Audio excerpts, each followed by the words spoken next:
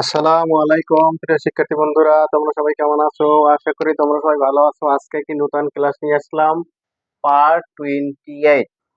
নতুন ক্লাস, যেখানে how how অর্থ কিভাবে, সাধারণ যে আমরা কথাবার্তা বলি এগুলো মূলত প্রেজেন্ট ইন্ডিফিনিটে চলে যায়। আমরা present indefinite, past indefinite, future indefinite এরকম গঠন প্রণালীর হিসাব করলে আমরা হিসাব মিলাতে পারবো না। আমরা ওটা ছাড়াই প্রত্যেকটা ক্লাস দিয়ে ফলো করো। গ্রামারের রুল ছাড়াই ইংরেজি শেখার একটা পদ্ধতি আছে। আমি যেভাবে এই ক্লাসগুলো করতে তোমরা যদি ফলো করো, তাহলে ইংরেজির স্কিল তোমাদের, স্কিল ক্যাপাসিটি, অ্যাটিটিউড, এটা প্রতি ক্ষেত্রে তোমাদের একটি অগ্রগতি হবে। আজকে কিভাবে, হাউ হাউ কিভাবে, হাউ কিভাবে, তাও এখন আমরা সাধারণ যে কথাবার্তা এটা মূলত প্রেজেন্ট ইনডিফিনিটই যায়। তো সেই আলোকে আমরা আলোচনা করতে চাই, সে অফিসে যায় কিভাবে, তোমার পিতামাতা কাজে যায় কিভাবে, তুমি প্রতিদিন এখানে আসো কিভাবে, এরকম কিভাবে যদি প্রশ্ন করা হয় আমরা সেভাবে কি সেটারে কিভাবে গঠন করব। আমরা আসলে মূল আলোচনায় আমরা যাইতে চাই। সে অফিসে যায় কিভাবে, হাউ, তারপর ডু অথবা ডাজ বসে, তারপর সাবজেক্ট। আমার সাবজেক্ট পর্যন্ত আসতে হবে, সাবজেক্টের পরই ভার্ব, এরকম আসলে আমাদের ইংরেজিতে চিন্তা করতেই হবে। তাহলে এখানে প্রশ্ন করা হয়েছে কিভাবে, তা কিভাবে ইংরেজি হাউ, হাউ, তারপর সে, সাবজেক্ট কি, সে, তা সে যেহেতু তৃতীয় একজন ব্যক্তি, এই জন্য এর পিছনে ডাজ বসবে। How does he, how does he, তারপর হি যেহেতু আর সেকেন্ড সাবজেক্ট, তাহলে ভার্ব খুঁজতে হবে। ভার্ব কি, যায়, গো, এক্সটেনশন থাকে গো টু অফিস। তাহলে এইভাবেই আমরা আসলে বাংলা সেন্টেন্সটাকে ইংলিশে, আম, এই ইংলিশে ট্রান্সলেট করার কৌশলটা, ম্যাজিক এখানেই। তাহলে এইভাবে ইংরেজি গঠন হয়ে গেল। তাহলে আমরা দ্বিতীয়, আমি যদি অ্যান্সারটা খুঁজতে চাই, সে রিস্কায়, ব্র্যাকেট এখানে পায়ে হেঁটে বলা হয়েছে, রিস্কা অথবা পায়ে হেঁটে অফিসে যায়। তাহলে সে এখানে সাবজেক্টটা হি, তারপর আমি যেহেতু সাবজেক্ট আসছে তখন ভার্ব খুঁজতে হবে। ভার্ব কি, যায়, যায় এক গো, ওটা কি হবে, গোস হয়ে যাবে, কারণ হি একজন থার্ড পারসন, থার্ড পারসন একজন ব্যক্তি, এই জন্য হির পরিবর্তে হির পর গোসের গোর পরিবর্তে গোস হয়ে গেছে, হি গোস, সে যায়, তারপর অফিসে, goes to office, goes to office, সে অফিসে যায়। এখানে পুরো অংশ রিস্কা তা পায়ে হেঁটে, রিস্কায়, বাই রিস্কা, বাই রিস্কা, বাই রিস্কা, রিস্কা অথবা পায়ে হেঁটে, ব্র্যাকেটে দিলাম অন ফুট, পায়ে হেঁটে মানে অন ফুট। তাহলে আমরা যদি এরকম লাইগে থাকি, অনেক সেন্টেন্স, অনেক ওয়ার্ডের সাথে পরিচিত হওয়া যায় এবং কিছু অনুশীলন হয়। হঠাৎ করে আমাদের যদি কোনো বাংলা আসে, সেটার ইংলিশে কিভাবে ট্রান্সলেট করে, কিভাবে ইংলিশে রূপান্তর করে, আমাদের অটোমেটিক জড়তা কাটিয়ে দেবে যদি আমরা কিছু অনুশীলন করতে থাকি। তোমার পিতামাতা কাজে যায় কিভাবে, এখানে কোশ্চেন, কিভাবে কিভাবে ইংরেজি হাউ, কোশ্চেন আগে এসে যাবে। তারপর আমরা সাবজেক্ট খুঁজবো, সাবজেক্ট কি, তোমার পিতামাতা, তোমার পিতামাতা বেশি, এই জন্য একটা সাহায্যকারী ভার্ব, ডাস না বসে ডু বসবে। How do your parents. এই পর্যন্ত আমরা ইংরেজি সাজাইতে পারলেই, বিশেষ করে কোশ্চেনের ক্ষেত্রে, আমার ইংরেজির অর্ধেক শেষ। যে সাবজেক্ট আই ঠিক আছে, এখন আমার ভার্ব খুঁজতে হবে।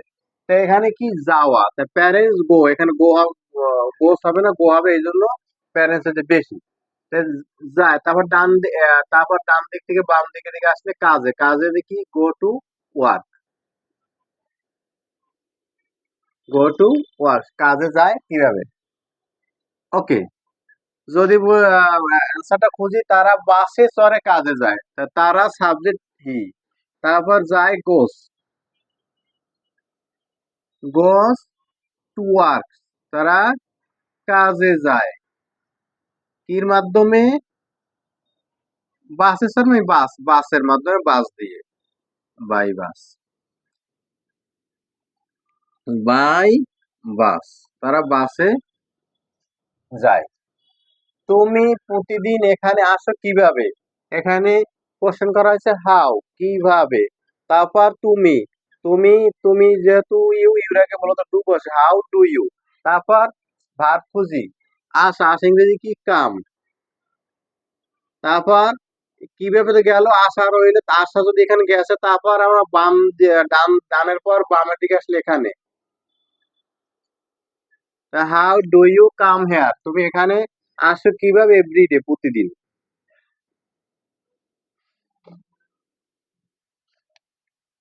যদি আমরা অ্যান্সারটা খুঁজতে চাই, আমি প্রতিদিন রিক্সায় পরে পায়ে হেঁটে এখানে আসি। আমি প্রতিদিন, আমি সাবজেক্ট, প্রতিদিন এটা আসলে সময় পরে বসাইলে হয়। তা আমরা খুঁজতে যাবো এবং খুঁজে খুঁজতে যাবো। এরপর সাবজেক্ট ভার্ব কি, আসি, আই কাম। তারপর আমি আসার পর বামের ডান দিক থেকে বাম দিকে আসলে তারপর বাকিতে এখানে, আই কাম হেয়ার, আমি এখানে আসি। পায়ে হেঁটে, রিক্সা, পায়ে হেঁটে অংশ, রিক্সায়, by rickshaw, by rickshaw, by rickshaw. তারপর দেন,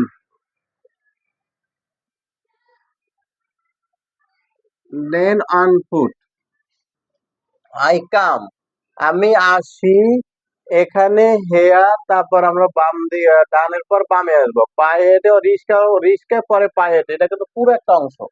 এই অংশটা পুরো অংশ, রিক্সা, বাই রিক্সা, দে পরে দেন অন ফুট, পায়ে হেঁটে। তারপর হচ্ছে শেষ, অ্যান্সারটা শেষ। আমরা দ্বিতীয় নাম্বার 4, তরকারিটা স্বাদ লাগে কেমন, এখানে কোশ্চেন হাউ। তারপর তরকারি ইংরেজি, রান্না করি তরকারি, স্বাদ লাগে রান্না করি তরকারি, রান্না করা তরকারি ইংরেজি কারি। তার কারি, রান্না করা তরকারি মূলত এখানে একটা সিঙ্গল হিসেবে বোঝানো, এই জন্য ডাজ বসবে, how does the curry, how does the curry, CURRY, how does the curry. এখানে সাবজেক্টটা বসছে এখন স্বাদ, স্বাদ লাগে ইংরেজি কি, টেস্ট। শেষ, কোশ্চেন শেষ। আমি অ্যান্সার খুঁজতে চাই, তরকারিটা চমৎকার লাগে, চমৎকার লাগে মানে চমৎকার স্বাদ লাগে, বুঝে নিতে হবে। দি কারি, কারি, স্বাদ লাগে টেস্ট, স্বাদ লাগে চমৎকার, স্বাদ লাগে কারি, টেস্ট লাগে মানে স্বাদ, স্বাদ লাগে চমৎকার, ওয়ান্ডারফুল, ওয়ান্ডারফুল। তুমি কাজটি কিভাবে করো, তুমি কাজটি কিভাবে করো, তুমি হাউ ডু ইউ, এই ডু ইউ সাবজেক্টের আগে সাহায্যকারী ভার্ব বসছে, এটা মূল ভার্ব না, সাহায্যকারী ভার্ব। তা তুমি হাউ ডু ইউ, তারপর কি, কাজটি কিভাবে করে, এখানে মূল ভার্ব ডু, এই জন্য হাউ ডু ইউ ডু, তুমি কিভাবে করো কাজটি, দি ওয়ার্ক।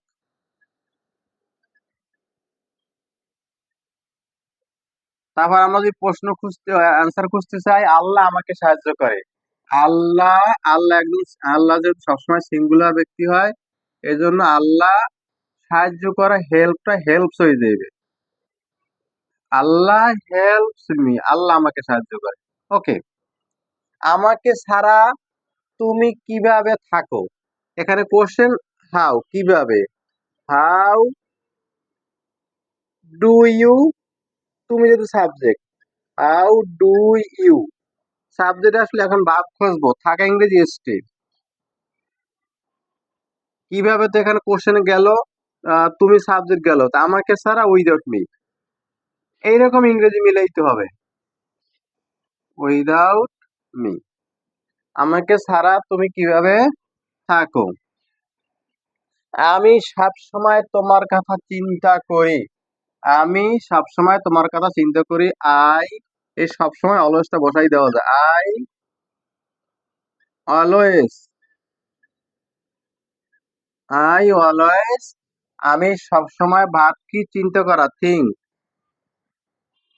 থিঙ্ক তোমার সব কথা মানে তোমার সম্পর্কে, তোমাকে নিয়ে, তাহলে অ্যাবাউট ইউ, অ্যাবাউট তো জানি সম্পর্কে, কিন্তু অ্যাবাউট তো তোমাকে নিয়ে, ঠিক আছে, তোমার কথা, ইউ, অ্যাবাউট ইউ মানে তোমার কথা। এরকম অনেক সময় ইংরেজি, আমরা যে গতানুগতিক যে ইংরেজি জানি, অনেক সময় ব্যবহারটা বুঝি না, এই জন্য আসলে এই ক্লাসগুলো ফলো করলে ব্যবহারটা পুরোপুরি বোঝা যায়। তো যাই হোক, কঠিন অবস্থায় তোমার বাবা মা কিভাবে নিজেদেরকে মানিয়ে নেয়, কি তো কঠিন অবস্থায় তোমার বাবা মা কিভাবে নিজেদেরকে মানিয়ে নেয়, কিভাবে, এখানে দুইবার উল্লেখ করা হয়েছে। যাক, আমি একটা মুছে দিলাম। তো এখন এখানে অ্যান্সার, ইংলিশে অ্যান্সার কি হবে, কঠিন অবস্থায় তোমার বাবা মা কিভাবে নিজেদেরকে মানিয়ে নেয়। এখানে কোশ্চেন কিভাবে কিভাবে এসে গেল, কিভাবে। তারপর সাবজেক্ট কি, সাবজেক্ট আমার খুঁজতে হবে। সাবজেক্ট আগে একটা সাহায্যকারী ভার্ব আসবে সাবজেক্ট ধর্ম অনুসারে। তোমার বাবা মা যেহেতু বেশি, এই জন্য ডাস না বসে ডু বসবে। How do your parents, how do your parents, তোমার বাবা মা। তারপর যদি সাবজেক্ট বসছে, এখন কি ভার্ব কি, মানিয়ে নেওয়া, মানিয়ে নেওয়া মানে ম্যানেজ। তারপর নিজেদেরকে, এখানে এখন ডান দিক থেকে বামের দিকে আসবো, নিজেদেরকে themselves, themselves, TICMSSELVES, themself. নিজেদেরকে কিভাবে আসছে, তোর বাবা মা আসছে, এর বাবা মা আগে উল্লেখ করা হয়েছে, এখানে ডান দিক থেকে আসার পর যেটা যেটা তোমার উল্লেখ করা হয়েছে সেটার বসানোর দরকার নাই। কঠিন অবস্থা, in difficult situation, in difficult situation,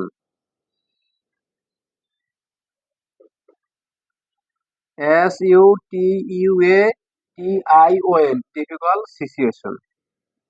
তো এইরকম আমরা যতগুলো সেন্টেন্স থাকবে, যতগুলো হাউ এর উপরে কোশ্চেন থাকবে, প্রথমত কোশ্চেনটা হাউ, তারপর একটা সাহায্যকারী ভার্ব ডু অথবা ডাস, অতীত হইলে টি, যা অতীতে আলোচনা আরেকদিন করব। তো ডু অথবা ডাস, তারপর সাবজেক্ট, সাবজেক্ট পর্যন্ত আমি যদি সাজাইতে পারি, আমার ইংরেজি মূলত অর্ধেক গঠন করা হয়ে যায়। সাবজেক্টের পরে আমার ভার্ব খুঁজতে হবে। এই আলোকে আমি যদি 15-20টা মানে বিশেষ করে সেন্টেন্স আমরা অনুশীলন করি, তাহলে আমার হাউ এর যতগুলো কোশ্চেন, যতগুলো জটিল কোশ্চেন থাকবে, আমার ইংলিশে রূপান্তর করতে কোনো অসুবিধা হবে না। আজকে এ পর্যন্তই। যদি তোমাদের আলোচনাটি ভালো লাগে, অবশ্যই চ্যানেলটি সাবস্ক্রাইব করে দেবে। থ্যাংক ইউ অল, আল্লাহ হাফেজ।